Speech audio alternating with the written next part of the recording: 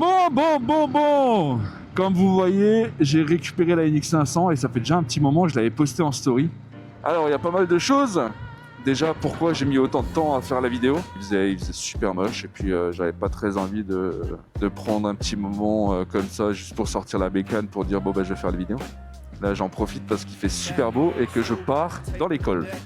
Après, deuxième chose, j'étais un petit peu en colère le jour où j'ai récupéré ma moto. Quand je les ai eu au téléphone, ils m'ont certifié comme quoi la moto, elle dormirait à l'intérieur, ce qui n'a pas été le cas.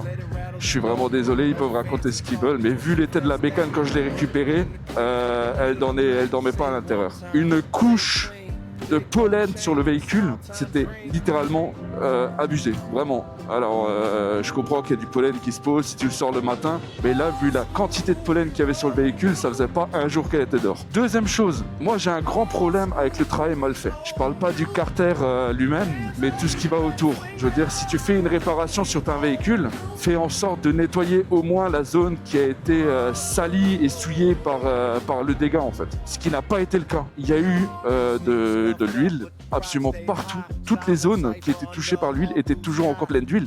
Donc moi j'ai un vrai problème avec ça. Moi je pars du principe que si tu veux faire un taf, fais-le par pitié correctement.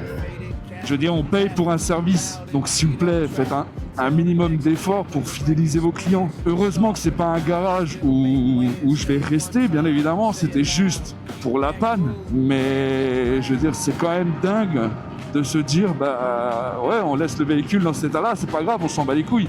Et ça, je trouve ça pas ouf. Ça, c'est la deuxième chose.